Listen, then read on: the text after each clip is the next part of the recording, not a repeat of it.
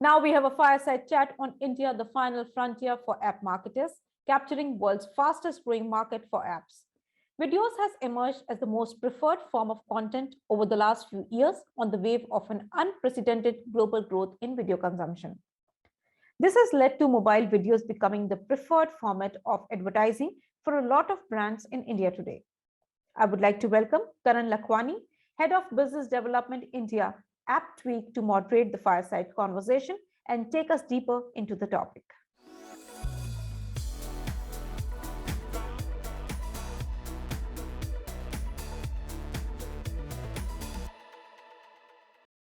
Hello and welcome to the Fireside Chat at Martech Asia 2021.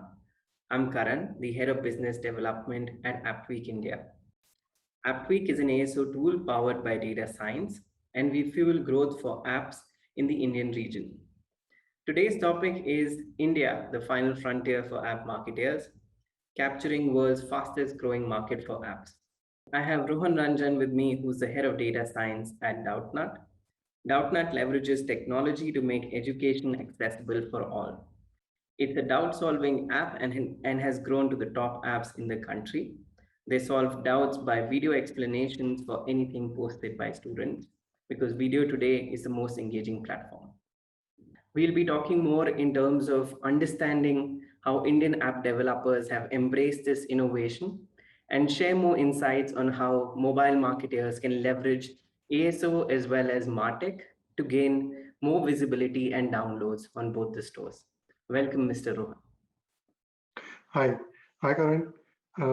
Very happy to be here, and I think we've got together for a very interesting topic in terms of one is given the kind of speed at which we are exploding, how do we make sure that we don't miss out, and second is what next, right? Like what is the future? Like we are growing so fast.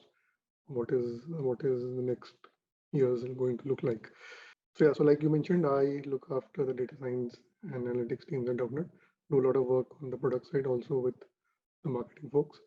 So so I'm the guy who's very deeply involved in terms of measuring and in terms of the numbers and making sure that the growth that we're getting is actually the kind of growth that we want. Right? We're not pulling in the audiences that we don't want. So yeah, so happy to be here, and so yeah, let's start. Absolutely. Yeah. So, firstly, I'd want to go ahead and mention that according to a lot of reports, around 65% of all app downloads come from direct search. And it's one of the ways in which a lot of organic downloads are coming in as well. As the head of data science, what is Doubtnut's strategy in terms of gaining more organic downloads and reducing the cost per acquisition? Got it. So let me just take a couple of minutes to talk about what Doubtnut is, and it will sort of feed into what our strategy is. So Doubtnut is it's the largest DAU app in the edtech domain. We are almost like 50-60% higher than the next like competitor there. So we are unique as a product in terms of we are an engagement-led edtech product, and the engagement that we have is basically doubt solving. So we're a doubt solving app. Students can use the app to ask questions, and they will get an instant video solution for their doubts. Right now the kind of use case that we solve, it's the moment you can give the right answer to a student who's looking for a doubt at 12 o'clock at night, and that doubt means him having more confidence into the exam tomorrow, and the kind of wow that you create with the user and the kind of word of mouth that it lends itself to is pretty huge. And that is like one of the biggest things that we've seen with us happening over the last 2.5 years. We have users who come to us, get what they're looking for, and then stick around, and they make sure that 10 more people, they are the ones who are speaking to 10 more people, right? So I think one of the biggest levers for growth in terms of even just organic growth is making sure that the product is very, very easy to use. For our users, it's just a click of a button to get to the first question and get to the solution, right? And it does exactly what it's talking about, right? So when you are making sure that the expectation is being met of the person who is downloading the app and using your product for the first time, that is like the bare minimum. Just doing that, we've seen like does wonders, right? So I think that is like the first principle of making sure that we are doing the right things for organic. The second big thing is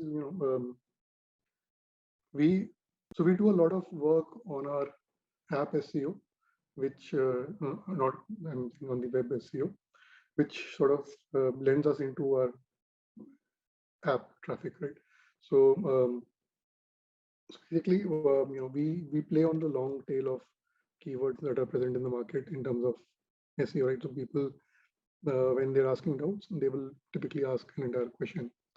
That is where Doubtnut is amongst the top 1 or 2 results.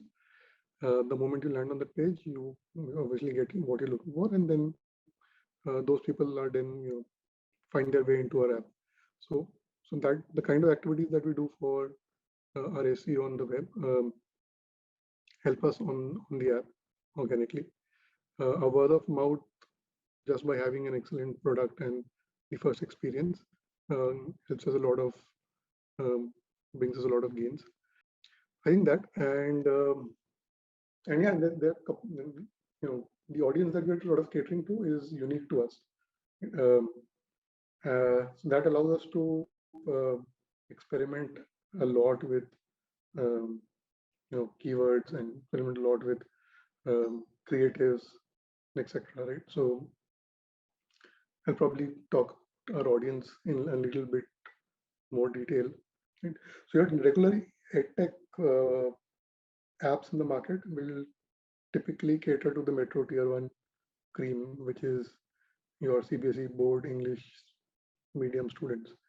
While we do have a very, very large chunk of that population, but the core audience that we have is the audience which is vernacular in your states, studying in your state boards, wanting to study in their local languages.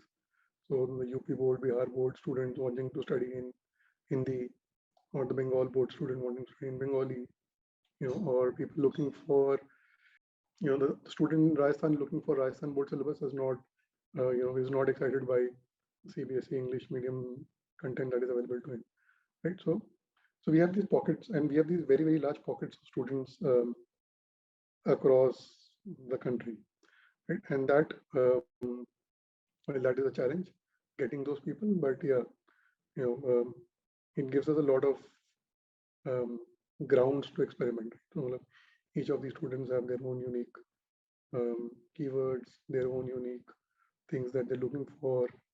So it just allows us to play around a lot. And yeah, and that is basically, these are things that we use to optimize and drive up numbers. Awesome.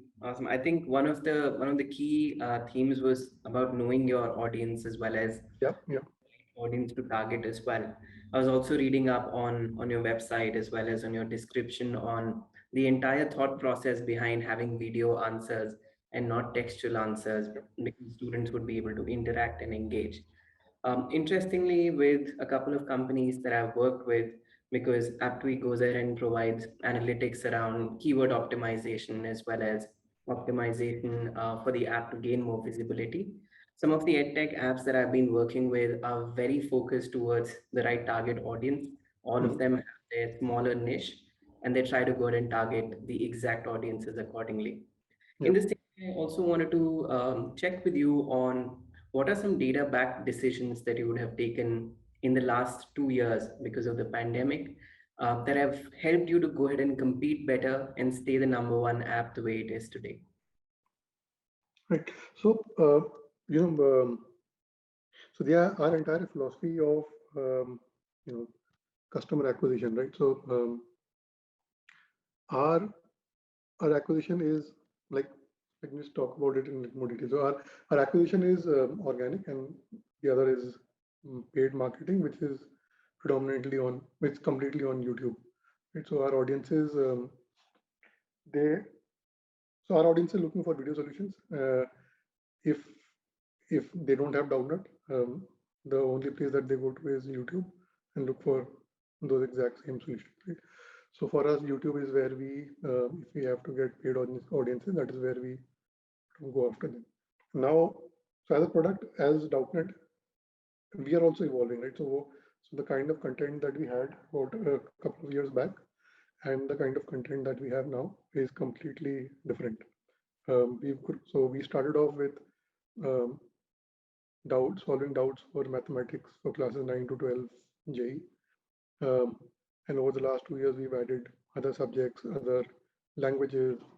So as we keep adding these languages and we keep adding these subjects, we start becoming more relevant and more useful to those particular targets of audiences. Right? So if we don't have content for biology, we aren't very relevant for the NEET audience, right? The moment we have that, we suddenly start seeing numbers which are equivalent to what we would have for a JE or a CBSE or so when we had just the mathematics, so we were the entire effort, especially on the paid side, was focused on getting users which which will show us high retention and high engagement based on the kind of content that we have. Right now, we are adding content every month, so which means that what the kind of content we have is changing, which also means that the kind of user base that we would appeal to this month versus the next month will change. Right? So one big change that we made was we introduced a lot of Hindi content. December last 2 years back. Now, when I say Hindi content, this is content which is tailored to the Hindi medium syllabus in the UP board and Bihar board. This basically opened up that market to us big time, right? And we've seen that this audience is, in pure engagement terms, it's much more stickier than the other audience. It engages a lot more, just because there's a big dearth of content for this particular segment, and this segment is huge. Like this segment is almost 5x, 6x of the segment that is in the metros and tier ones there. So we've seen and that basically just helped us grow our numbers in terms of just installs, engagement, everything. In the next few months.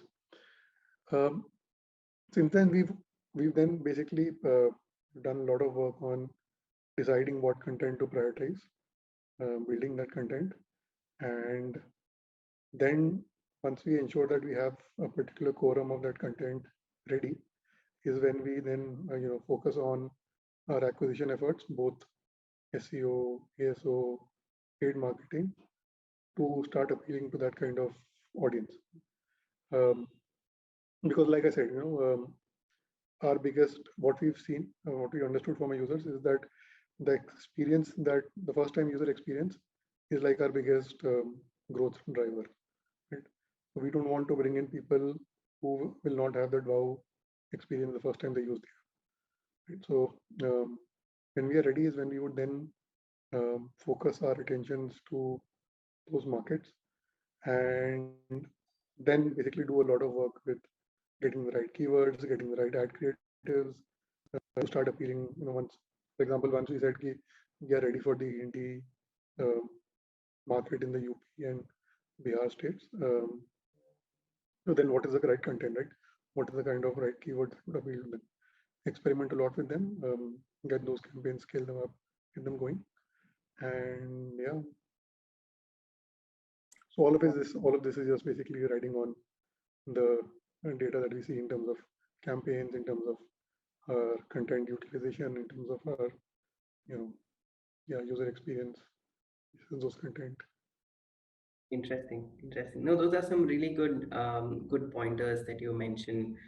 Some of the other apps that I have worked with for their ASO as well as for their marketing analytics do go ahead and have a similar thought process where they do want to go and localize their efforts, but they're also now keen on the IB board as well. So they're trying to go ahead and work towards having more content as well as more details about in sectors of the market as well. Yeah. My next question would revolve a little bit more about how is currently the app working as a whole. So I wanted to talk about your current strategy when it comes to user acquisition. Mhm. And of course, in user acquisition, organic installs are like a gold mine. And of course, there's paid UA. So how is it that you're coming up with a sustainable strategy for the long term to make sure that you have a good mix of organic installs, paid UA for a longer period of time? Got it. So yeah. So basically, like you mentioned, right, organic installs are the holy grail, right? We would want 100% of our installs to be free and organic, right? But yeah. So basically, what we see is once we are sort of wanting to penetrate a market or wanting to get into a particular student segment, we need the seed pool, right? Students. That is where we would start rely more on the paid side and get those students in, get them to use the app, like get them to perform the core actions that we want them to do. Once we know that we are attracting the right users and the app is ready for them, we are pretty confident that that will lend itself to that loop that I was talking about, which is the using first time user experience being super good, and then the multiplication that happens due to word of mouth. We've seen that with 4 or 5 markets in the past, right? So we are pretty confident that that is our strength, right? So yeah. So basically, so there are markets that we are very deeply penetrated. So North India is something that we are very deeply penetrated. The markets that just by virtue of not having that content at that point of time, we haven't gone very aggressively in. We are building a lot of content. So as that content gets built, we are now starting to open up those markets, right? Now that content, like, yeah, so it does two work, right? It helps us a lot in our web SEO. Those videos, those lakhs of videos that we build every month, it just helps us in our SEO, which again then helps us in our organic traffic, right? So yeah, so our acquisition strategy, one is for markets that we are already present in and doing well, is just to ensure that our penetration is upwards of 50%, 60%, right? So that is the kind of numbers that we want to use, drive. Every student, sits down to study. The moment you sit down to study, you have doubts, right? So it is the use case is such that there is no reason why every student in the country should not use doubt, right? Whether you use it, whether you sit down to study 3 times a week or 1 time a week or daily, that is a different question, but you will sit down and study, right? That is the job of a student. So that is our meta goal, to make sure that every student in the country knows Doubtnut, uses it, and yeah, it's actually up to just thinking about it. There's a couple of peculiar points with our audience, right? So bulk of our audience is not the metro tier 1 crowd. It's the students who are in the tier 3, tier 4 towns and villages. So these are people who have very low cost smartphones. They've come on board in the last 2-3 years because thanks to Jio. They have access to the internet, and they have But the devices are not, it's not like a 64 or a 128 GB, heavy duty phones that they have, right? So they are very, very constrained with the, the memory or the device capacities that they have. So we see a couple of things peculiar to our audience, which play a big role in our customer acquisition, right? These people install and uninstall the app very, very frequently, right? So Doubtnut is a use case driven app. You have doubts, you will open Doubtnut and ask questions. We've seen this behavior very, very frequently with our audience. They download the app, install it, use it, ask 15, 20 questions in a sprint, uninstall the app, and then 3-4 days later, the next week when they sit down to study, again install the app, right? So this behavior is very, very prevalent now.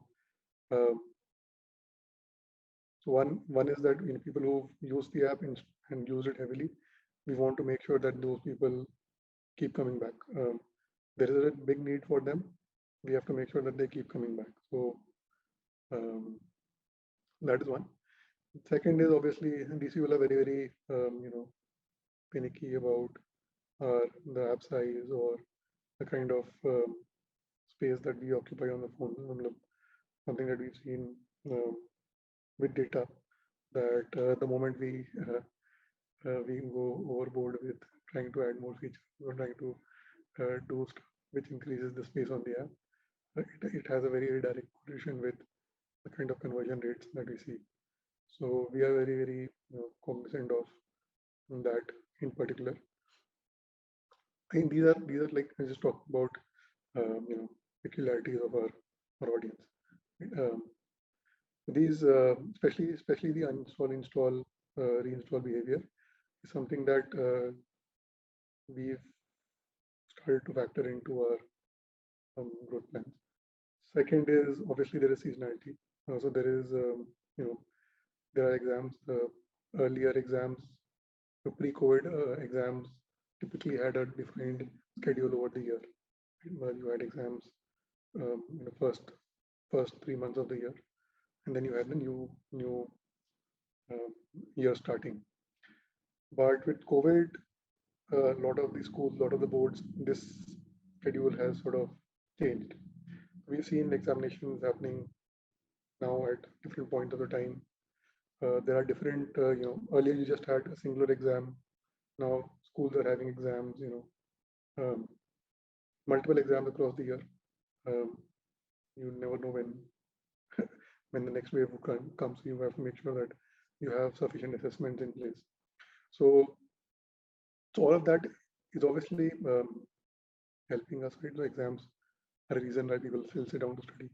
So one is key, that cycle has sort of changed. So as we've gotten into addressing more segments of the audience, so just from JEE, so JEE, each of these segments will have their own cycles, right? So a JEE audience will have their own cycles now. Earlier JEE used to happen once a year, now it happens 4 times a year, as against earlier 2 times a year. You have earlier you had just 1 exam, now you have 2 exams. So all of these cycles change. So when we sit down in terms of marketing and acquisition, and we say that, for example, JEE or the Hindi audience is just take an example, is our one of the priority segment that we want to go after. We have to then build our marketing plans around this cycle, right? So you have, say the exam is in February, so bulk of the students will start studying in say November, December, January. So you have to then build out your plans accordingly. Both content, both marketing, all of that have to be in sync. I think that is one big change that we've seen in the last 2 years. I mean, those cycles got disrupted. We had to rework our entire strategies in terms of when to go after each segment. Yeah, I think yeah. Yeah, I think some of the larger players as well in the market have looked at expansion into different countries, into different segments as Yeah, well. And a lot of them are today focusing on localization to those yeah, markets, like you mentioned. So, of course, you're working with a market, let's say in the north of India, and you're localizing your app in Hindi yeah, as well.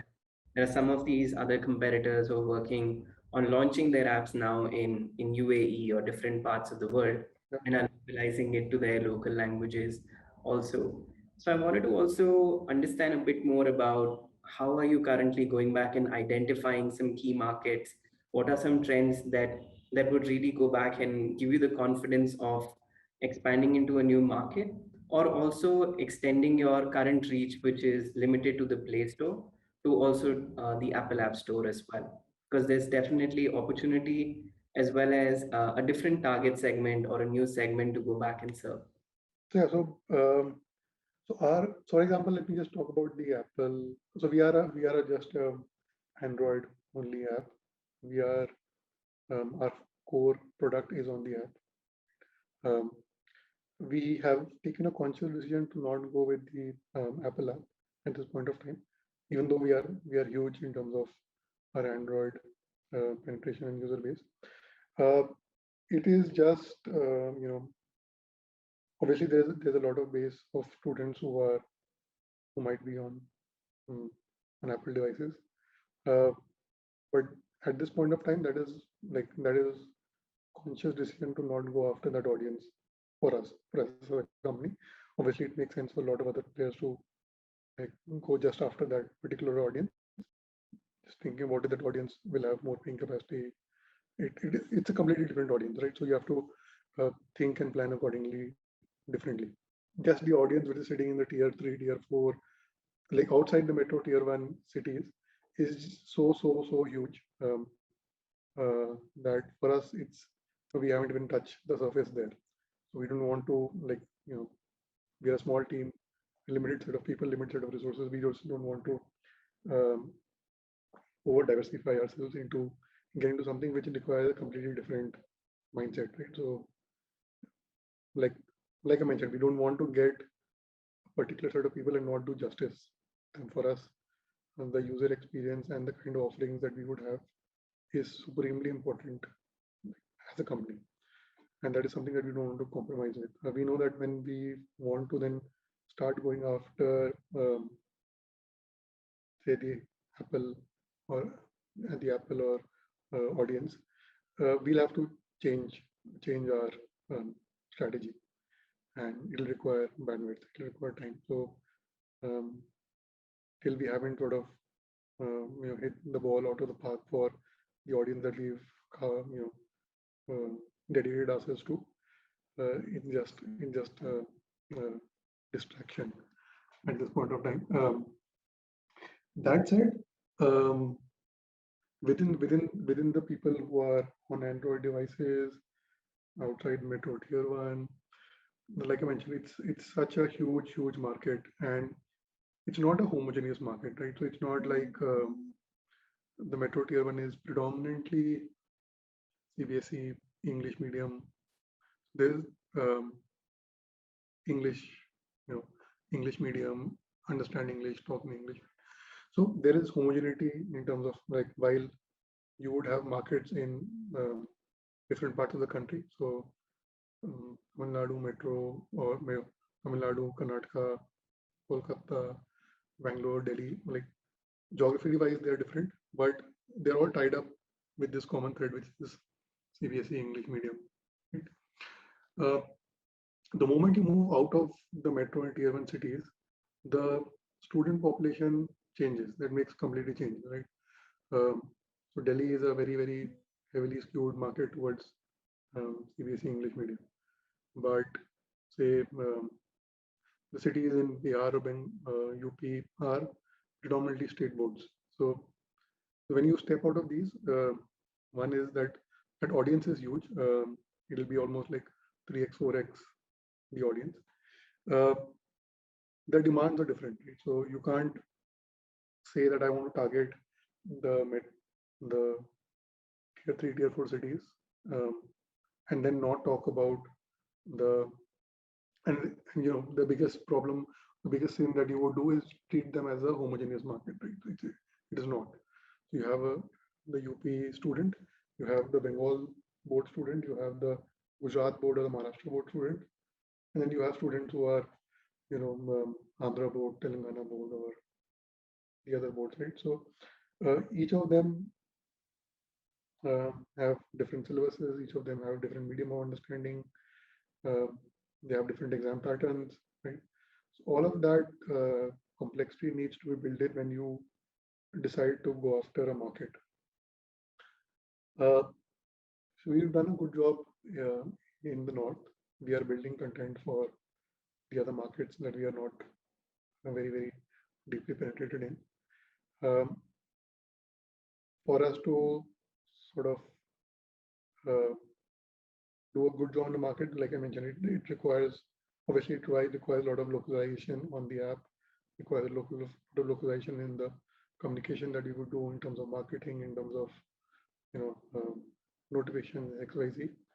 But the bigger effort is in terms of getting the right quantum of content ready to serve that market. And we are at the core, we are an AI powered app. So right, you have to have the right right algos, right entire question ask to search result matching has to work perfectly for that market. We don't want students coming and finding out that you are asking a question in Tamil and 10% of the questions only you get a match, right? That is not how we want to enter a market. But then we are confident that 90% of the times you will get the match that you're looking for. We will not actively go after students in the market. So boy, I think, and we've seen that in the past, right? So Hindi medium, UP, Bihar, these were big successes for us. The NEET audience was a big success for us. So we started off with, like I mentioned, we started off with just mathematics for 9 to 12 and JEE. So over the last 2 years, we've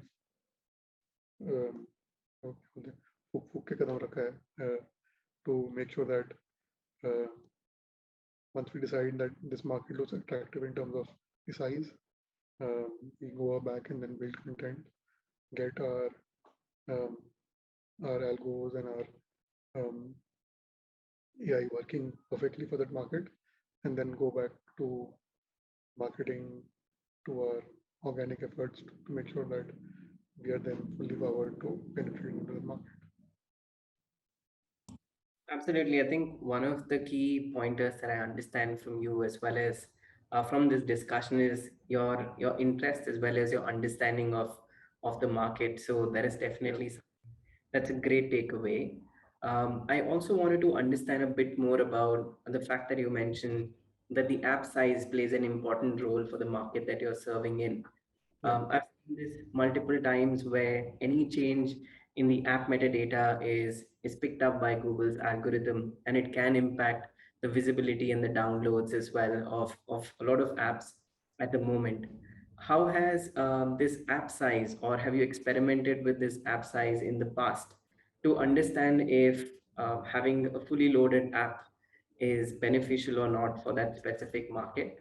And my final question also on the same would be that is keeping your app size smaller benefiting you in terms of providing more services, or is limiting you from going ahead and creating a larger app? So I think, so what we've seen is that our audiences are very critical to the app size, right? This is something that we discovered, right? It's not we went out and actively experimented to see if what happens if we put a higher, bigger app in the market, right? So we've seen that whenever we've gone out with apps which are larger in size, it very strongly impacts our conversion rates on the Play Store. We get a lot of feedback from our audiences. We keep a very open channel with our audiences. We interact a lot with our students. So we get a very, very fast feedback from them that, your app is increased. Even if the app size is increased by say 2 MB, there are people who are very, very, very quick to notice it and very, very quick to share that feedback with us, right? Now, obviously, we don't want to limit ourselves into what we can do, right? So it just makes us have to do things more creatively, right? So you could take easy solutions and pass them on to the, pass them on, and maybe those easy solutions um, increase your app size, decrease conversion, all of that, and spend a lot more time thinking and come up with more creative solutions which don't impact the app size but offer the same kind of features that we want, right? So I think that's the route we've taken. We've had a couple of experiences where we had to go back to a drawing board, rework on how we were building a particular feature so that it's not, completely increasing the app size, and come back very, very quickly with the same feature with the same size, and yeah, I think it's just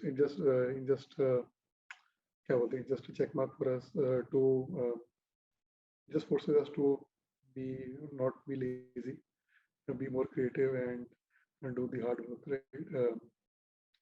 And we do a lot of cleanup. And I think that is something that is we are very, very particular about, just because again, something it's a constraint that has been imposed to us by our audiences, right?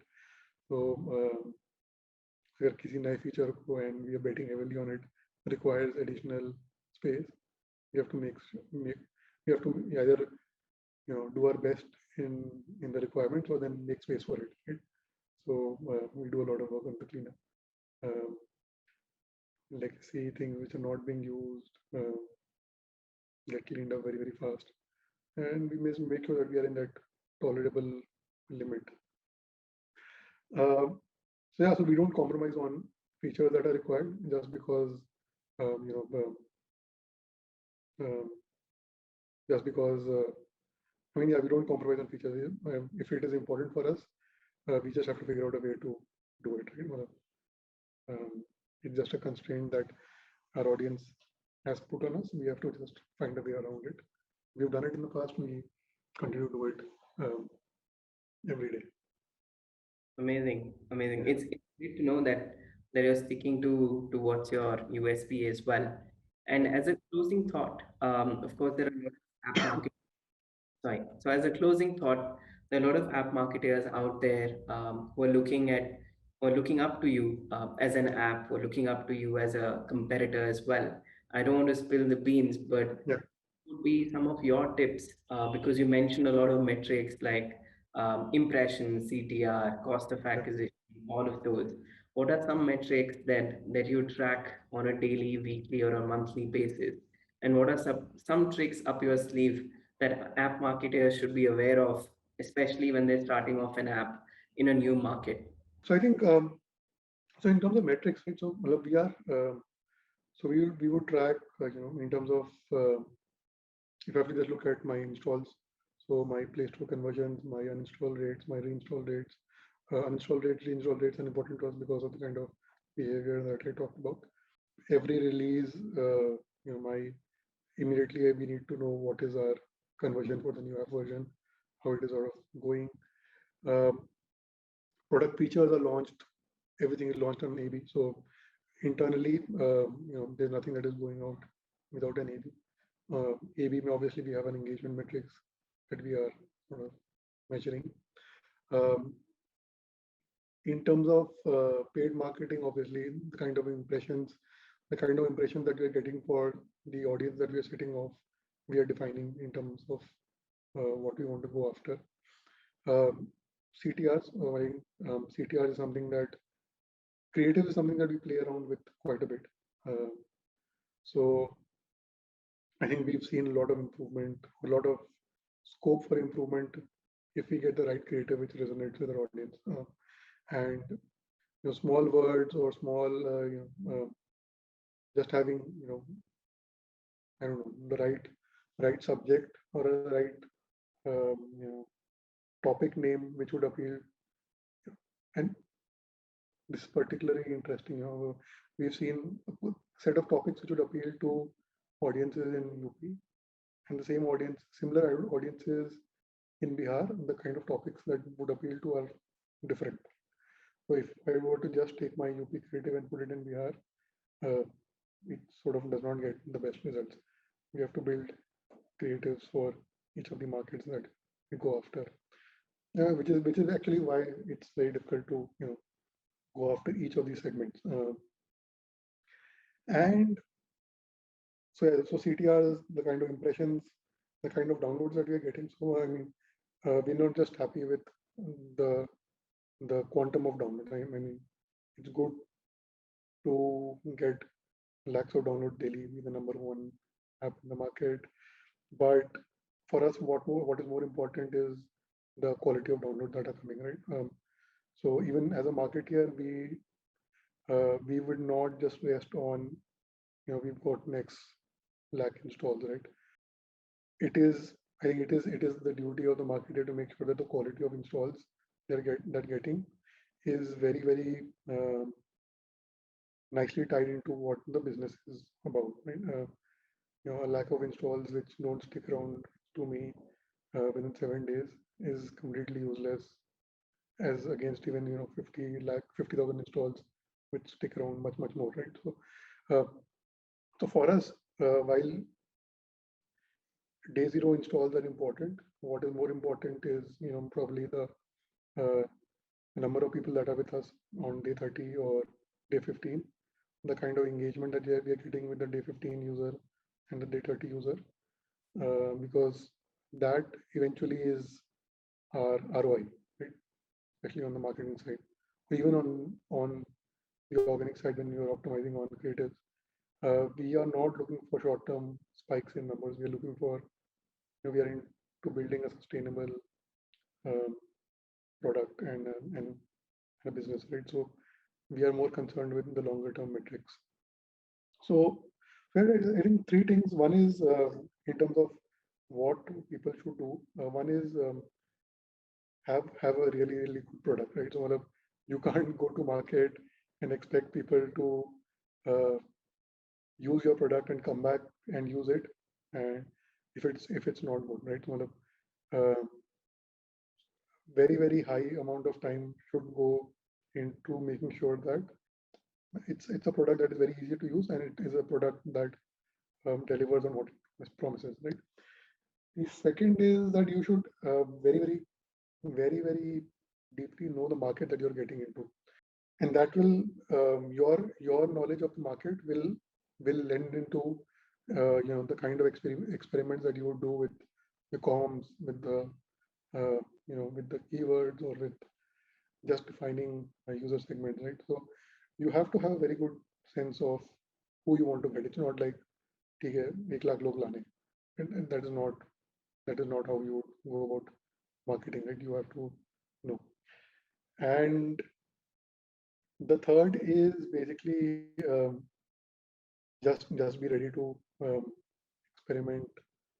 So just be not experiment with two things, have 100 experiments lined up, and 50 will, I mean, if you're doing 100 experiments, 80 will fail.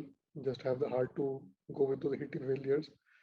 Be very good at measuring, so that you are able to take away things from those 80 that don't succeed, right? Each experiment is not a failure, right? You are basically learning something from an experiment which didn't go as per plan. So 20 will sort of succeed very well. Make sure that you have learnings from those 20 that succeed, so that you can replicate. But more importantly, have learnings from the 80 that don't sort of go according to plan, right? So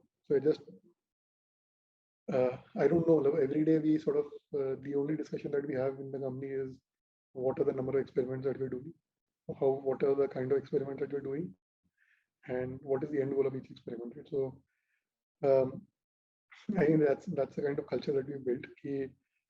While we'll celebrate the ones that work, but we are more wanting to learn from the ones which don't. I mean, those will give us our biggest learning, right? So I think build a supremely good product, know our audiences, and just like get your hands dirty with infinite number of experiments, right? And measure them and learn. Absolutely, those are some very very good points that you touched upon. I think some of the key takeaways from this discussion for me as well is understanding of the audience and understanding of your strengths as well as an app, and be Yep. building on the game also. And like you mentioned, having those experiments being run, doing those A/B tests as well, and Mhm. understanding what's working, what's not working. It's also great that you spoke about this entire, let's say, idea of experimentation, or this culture of experimentation that is built in Doubtnut. And I think it's something that is great to understand, especially for app marketers very new to the market, that experiments are bound to fail, but are still bound to go ahead and give you the right learning as well. So I think those I are think some. as well, I don't think you would have a marketer who would know um, on day -1 what is going to work, right? So if you don't know and you will have 10 ideas, right? So once you have the platforms and you have the boundary lines defined, I think the best is um, to go ahead with those 10 experiments and see what is working. Right? A lot of times the experiments have been counterintuitive to what we might have had while we were starting off to do it. But again, I think that's the kind of culture that we've put into place in the company, right? And I think that's actually the need of the kind of audience that we're talking about. So we are um, we are building products for the audience that who we are not, right? I am not coming from a tier 4 town. I've studied in Delhi, NCR, CBSE English medium, best two schools, stayed in Noida, right? Gurgaon. So my my expectations from life, my understanding from the apps that I've used is completely different from the audiences that we are building something for. So I will not want, as a company, we will not want our biases to creep in when we're deciding something for an audience who we are not, right? So, um, which is why experimentation and the entire metric focus and metric obsession with taking decisions is supremely important. You don't end up taking decision which you think is right, but is completely wrong for the audience that is actually not you. So Absolutely. No, I think as marketers today have enough and more tools, and that's where even MarTech comes into yeah, where there are enough and more tools at a marketer's disposal to go ahead and do A/B tests, to go back and look at what is the market talking about with keywords, and what's trending right now, yeah, and yeah, any feedback that the market is giving, to then go ahead and make changes to their apps, to their entire business models as well at times, yeah, yeah, yeah. relevant, to be more competitive. To Yeah, especially with the kind of tools that are available in the market and the intelligence that is available in the market, I think there is no reason for not using them, right? So, I mean, if you are not using it, somebody else is using it, and putting in those experiments and working, and tomorrow one fine night you'll find out that that's the guy that's gone miles ahead, right? So, so yeah, I think even if it was not there in the market, there was no reason for not doing it. But now that you have very ready access and easy access to platforms that allow you to do it, absolutely no reason for not going very heavily with them. Yeah, absolutely, absolutely. And on that note, I think we would look forward to marketers using the right tools as well as the right knowledge to go ahead and build up on their apps. And thank you so much, Rohan, for joining in on this discussion. It was really insightful, and thanks for sharing your knowledge on how Doubtnut has been built so far. And wish Yep, you the, yep, my pleasure. in terms of also building up in the future. Definitely look forward to connecting once again. And stay tuned also for the next couple of sessions that are coming in.